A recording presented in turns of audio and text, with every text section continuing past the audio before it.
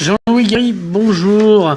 Jean-Louis Gary, il y a très longtemps, parce que même les moines ont un passé, était banquier, mais me disait-il plutôt banquier social, pour pas dire banquier de gauche. C'est comme les patrons de gauche et les poissons volants, ça ne constitue pas la majorité du genre, aurait dit Audiard ou Gabin s'ils avaient été avec nous.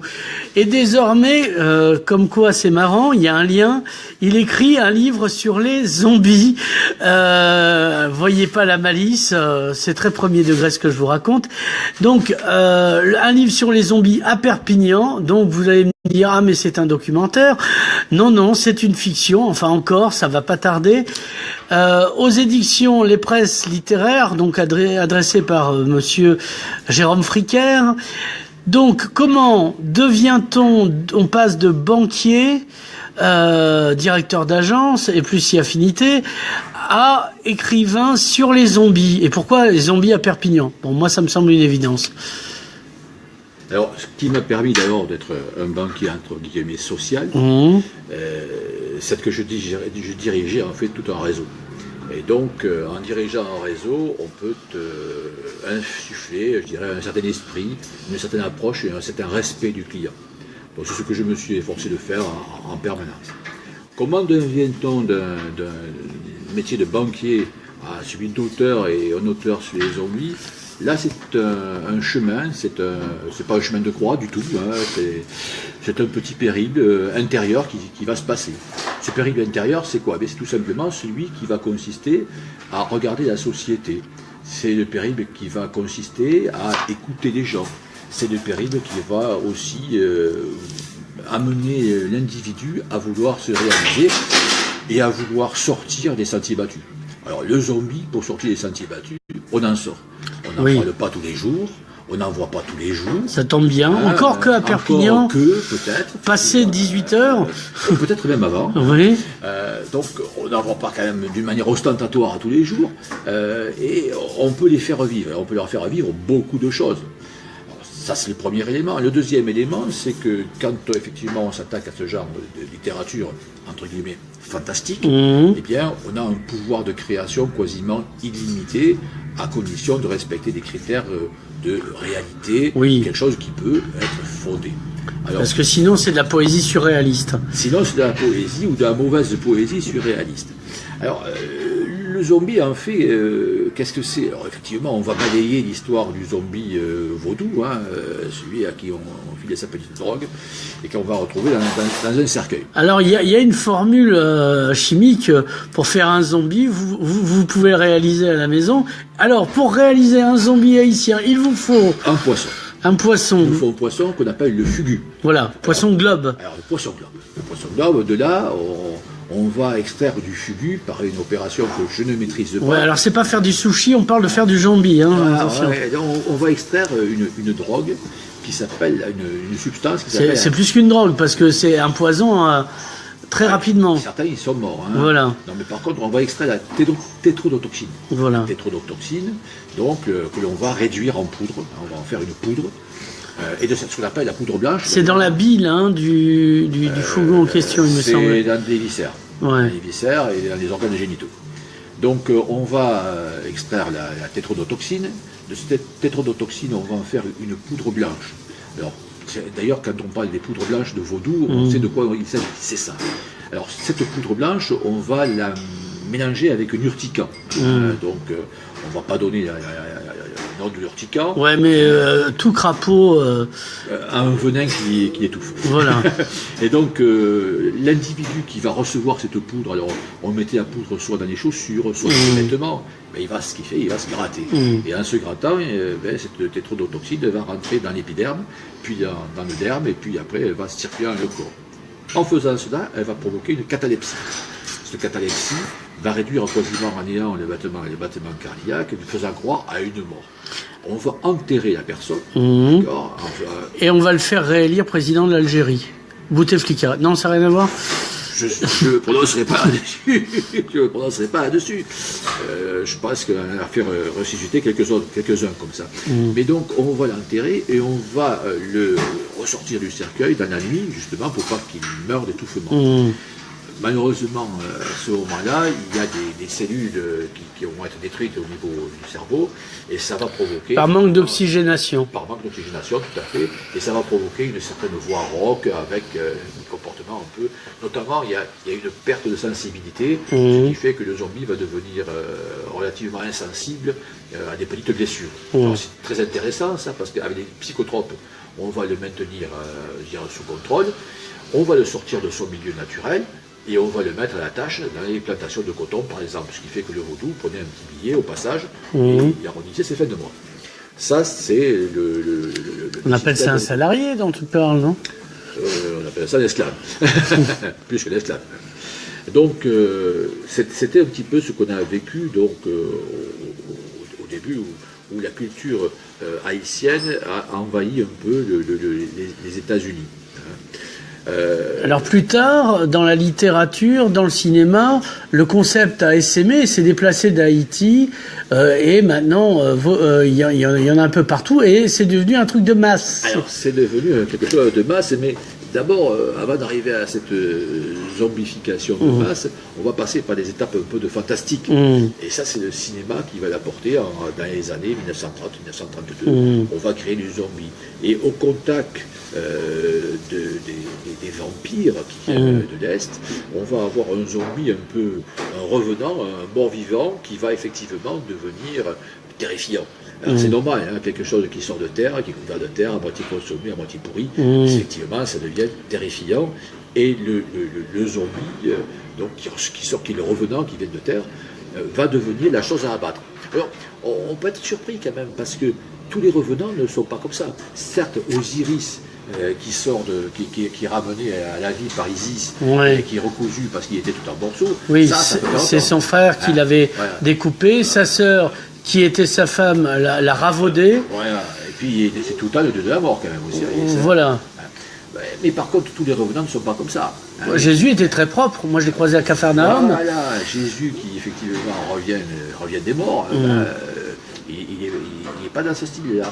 Lazare qui revient de mort n'est pas dans ce style-là. Alors pourquoi on revient à ça? Parce qu'effectivement, le zombie, donc, le mort-vivant au Moyen-Âge, parce que ça remonte à ce Moyen-Âge, eh bien c'est la terreur, c'est la religion qui... C'est le rapport à l'an 1000 aussi, et c'est dans l'Apocalypse, les morts qui sortent de leur tombe. C'est dans l'Apocalypse, et alors, tout ça fait qu'effectivement le zombie devient quelque chose de terrifiant. Il devient terrifiant, il grandit, et puis là maintenant, avec les effets du cinéma, on a effectivement du zombie et du sang partout, des beaucoup partout. Est-ce que le zombie, effectivement, en fait, le zombie, c'est quoi? Le zombie, si on le ramène à une équation très simple, c'est ni plus ni moins que quelqu'un qui a perdu son conscient, d'accord, qui n'a plus de subconscient non plus, qui est régi par une drogue, et qu'on a mis sous psychotrope, d'accord. Alors après... Là, on file la métaphore directe. Là, société de consommation. Donc, à partir du moment où on a perdu son subconscient, à partir du moment où on est sous psychotrope, qu'est-ce que c'est que psychotrope? C'est quelque chose, effectivement, qui va continuer à endormir le subconscient et le conscient. Et bien, à partir de ce moment-là, on peut dire qu'on a des zombies partout. Et on peut dire même, on pourrait même dire que les zombies sont parmi nous. Alors là, on arrive au roman. Alors le roman commence en Catalogne Sud, où on fabrique les poudres, si on j'ose dire, et ça échoue à Perpignan parce que la cargaison n'était pas destinée à Perpignan, mais c'est cadeau. C'était pas destiné à Perpignan, elle devait aller plus loin, mais malheureusement il y a un incident en avion, voilà. Une bataille en avion. Et puis il me fallait un aéroport que je connaisse bien, qui soit bien dans l'axe de l'hôpital. C'était ou Jakarta ou celui-là, bon, t'as choisi Perpignan. J'aurais pu prendre Nice aussi, parce que c'est pas mal aussi, Nice, quand l'avion passe sur le Montmoron. Mais là, Perpignan, ça me paraissait bien. Hein, quand on atterrit par l'Est, on voit bien quand même qu'on a quelque chose en face qu'ils appellent l'hôpital. Et donc, effectivement, il va se scratcher sur Perpignan. Alors, Pourquoi le faire scratcher sur Perpignan avec une dimension rapide? Parce qu'effectivement, une propagation rapide. Alors pourquoi? Parce que pour effectivement analyser l'évolution de ce qui va se passer derrière, il faut que les régulateurs soient neutralisés rapidement. Le régulateur, c'est quoi? Le régulateur, ça va être effectivement le service social, ça va être les services de santé, ça va être la police, ça va être l'armée, ça va être tout ce qui représente une force d'État. Ce qu'on appelle le régalien. Le régalien, c'est le régalien. Moi j'ai appelé ça le régulateur parce que ça va réguler, effectivement, ça va réguler le système social qui va se mettre en place. Avec une explosion de ce type-là qui va neutraliser pratiquement tous les régulateurs, qu'est-ce qui se passe? Qu'est-ce qui se passe? Et là, on a des évolutions extrêmement intéressantes. Alors, ces évolutions, elles ne sont pas tirées des ex nihilo. Ces évolutions, on les tire d'expériences, d'expérimentations, de constats qui sont faits. Je prends un exemple simple. Il y a des études qui ont été faites et des analyses qui ont été faites sur les conséquences de l'enfermement, notamment en milieu carcéral. Qu'est-ce qui se passe dans la tête des gens? Qu'est-ce qui se passe effectivement chez les gens qui sont incarcérés? Quand on a une invasion zombie, qu'on a des gens, des survivants qui sont isolés, des gens qui sont entourés, eh bien, il va se passer des choses. Il va se passer des réactions. Il va se passer des modifications du comportement. Parce qu'à Perpignan, on n'a pas qu'un hôpital, on n'a pas que des zombies, on a aussi une prison. On a une prison aussi, effectivement, mais ça ne va pas se passer là. Ça ne va pas se passer à la prison. J'aurais pu choisir la prison. Parce que dans les films de zombies, il y a toujours la séquence où la prison devient la forteresse. Je dois dire humblement que j'ai jamais vu un film de zombies. Oui. D'accord, ça je le dis ouvertement. Même pas un vieux Romero comme ça? Non. J'ai lu ce qu'était le zombie Romero. J'ai lu effectivement ce que l'on pensait de Walking Dead. J'ai lu également les techniques de survie. Mais ce qui surtout m'a intéressé, c'est... Parce que le zombie, l'autre pan du zombie, c'est la reconstruction de la société dans le chaos. C'est effectivement... C'est le survivalisme, C'est le survivalisme. Et ce survivalisme, il va se faire là aussi avec des comportements différents. Il y a des gens qui vont se révéler dans le survivalisme. Il y a des gens qui, effectivement, avaient une certaine image d'eux, eux par rapport aux autres et les autres par rapport à eux, mais qui vont adopter une autre vision des choses et un autre comportement face, effectivement, à l'adversité, à la nécessité de survivre.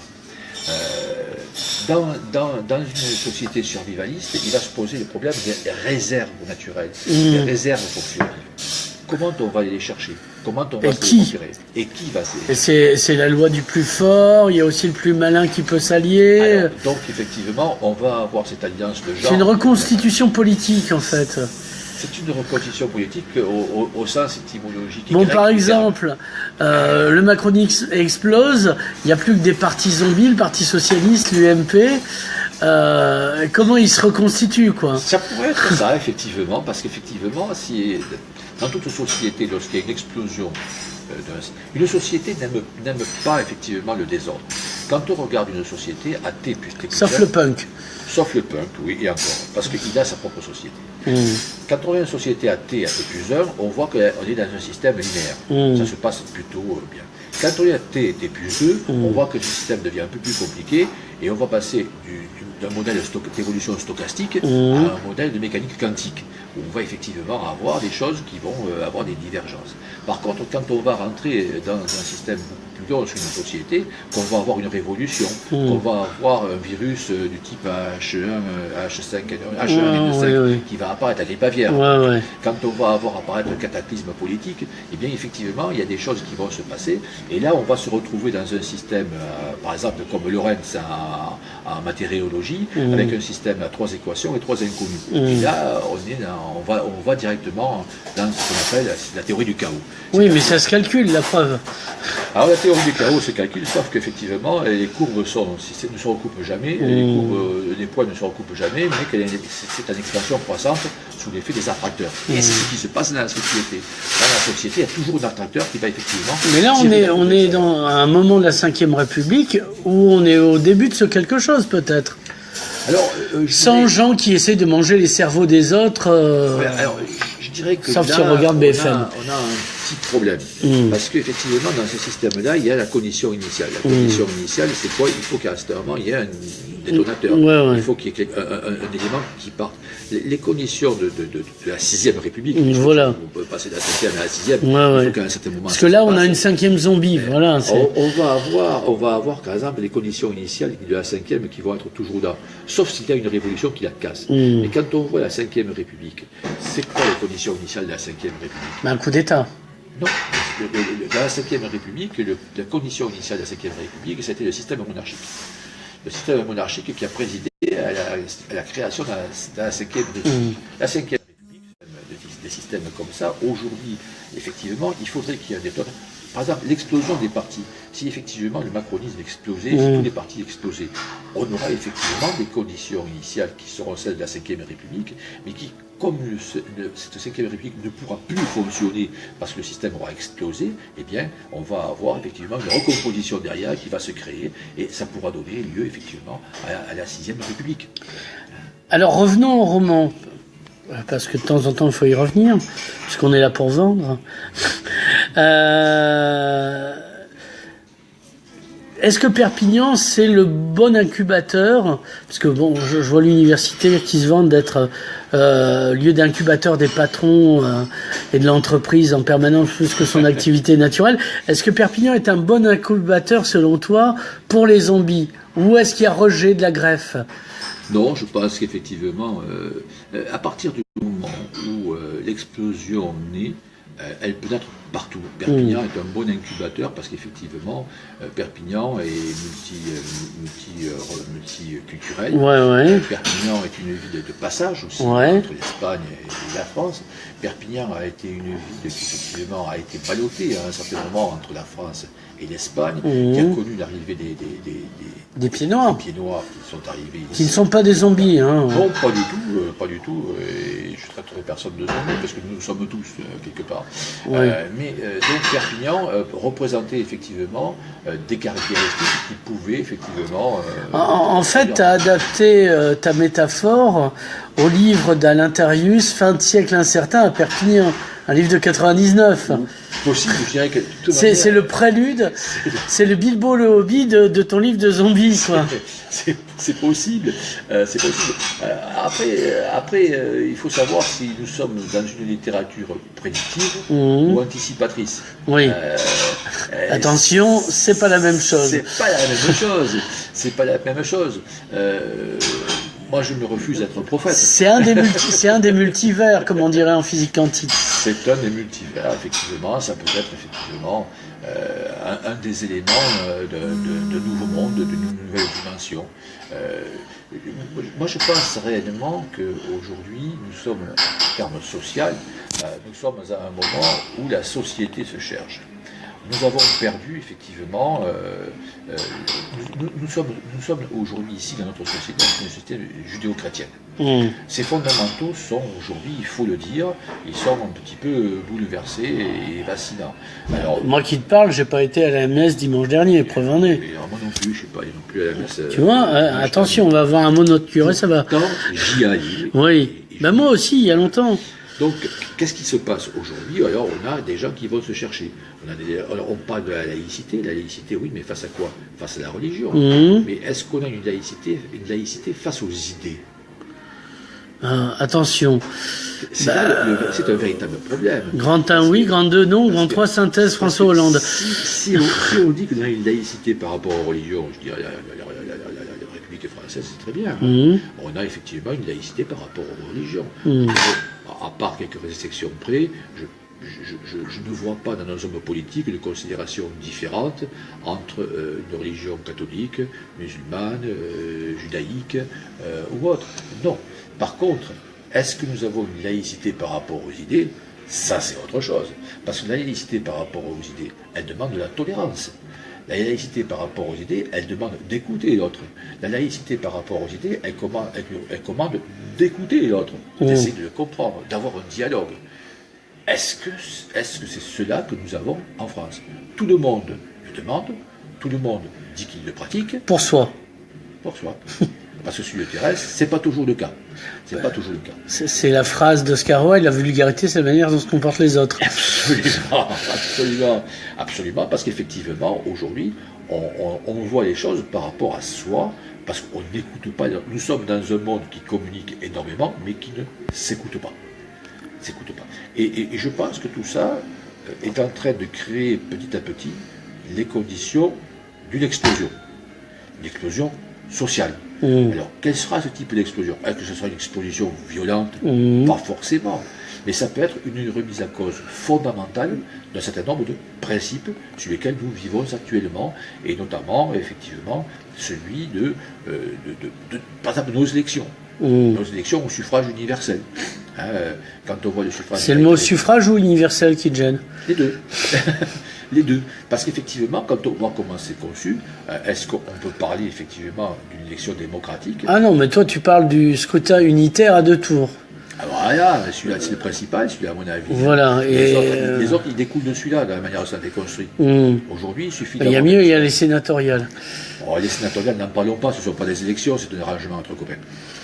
D'accord, donc... il fallait avoir plus de copains, mon gars. Oui, je ne présentais pas au sénatorial, mais effectivement, c'est une affaire de réseau. On a un bon réseau, on a de bons copains, ça passe. Les réseaux du plus fort sont toujours les meilleurs, nous l'avons montré tout à l'heure, disait La Fontaine. C'est une organisation. Bon, moi, je vois les élections sénatoriales, quand elles se sont passées dans notre département.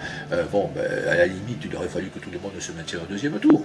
On aurait rigolé. Mais là, bon, on s'arrange, et puis finalement, après, on dit, on s'est pas bien arrangé, quoi. Donc, on a perdu les élections, on les a gagnées. Donc, moi, ça me gêne, ça. Je dirais. Et puis, je dirais, il est plus facile, effectivement, de faire valoir, de manière très politique, de faire valoir ses idées auprès de quelques grands électeurs qu'auprès, effectivement, d'une population plus grande. C'est tout l'intérêt du communautarisme en politique et au suffrage universel. On achète des représentants de groupe, et plus citoyen par citoyen qu'on essaye de convaincre. Eh oui. Ça, c'est un véritable problème. Alors, si on en revient au niveau du bouquin... parce qu'à un moment donné, quand même... Oui, il faut en parler un petit peu. Perpignan Invasion Zombie, on est effectivement dans cette phase où on a donc... Alors, ici, c'est quand même une histoire zombie. C'est écrit avec des codes zombies. C'est écrit dans la littérature zombie. C'est écrit, effectivement, avec des conséquences zombies. Par contre... Quand on lit ça au deuxième degré, nous en sommes où? Eh bien, dans ce livre, effectivement, il y a cette explosion qui arrive.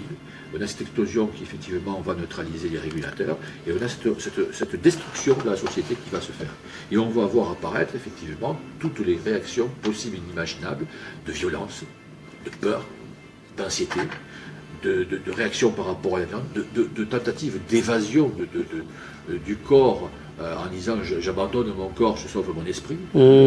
Donc on va avoir tout ça qui va se mêler avec effectivement une fuite en avant des survivants pour tenter effectivement de pouvoir exister par rapport à cette catastrophe. Et plus tard de reconstruire, parce que pour reconstruire, il faut d'abord exister, et exister soi-même sur ses bases. On ne peut pas reconstruire si on n'existe pas sur ses bases. Donc ça sent la suite à plein nez, si j'ose dire. Alors, en attendant, on les trouve dans toutes les bonnes boucheries, charcuteries, les bonnes librairies. On le trouve dans les bonnes librairies, on le trouve même dans des boutiques qui vendent des objets, je dirais, un petit peu ésotériques. On le trouve sur Internet. Est-ce qu'on l'achète hors Catis? On va commencer par là. On achète chez Torcatis, on achète à la librairie catalane, on achète au... C'est ça les librairies ésotériques, bravo. Non. C'est-à-dire qu'ils sont ésotériques pour eux-mêmes. Donc, j'ai dit une boutique. Oui. J'ai pas dit une librairie. Non, au contraire. Je dirais, c'est d'excellentes librairies, on trouve pratiquement. Donc à Perpignan et en ligne? À la FNAC, à Perpignan, en ligne, sur Amazon, on le trouve partout. Donc ça s'appelle Invasion Zombie à Perpignan, Invasion Zombie. Perpignan, Invasion Zombie. Donc Jean-Louis Gary, édition presse littéraire. Ouais, je peux dire simplement que c'est simplement un bouquin de la série Eating Hell. Eating, donc Eating Hell, En marche vers l'enfer. Voilà, super bien. Merci beaucoup Jean-Louis et à bientôt pour la suite et des conférences sur le même sujet. Absolument. T'as une date? Alors, la première, normalement, devrait avoir lieu le 9 février 2018 à Sorel. D'accord. Merci beaucoup. Merci Nicolas.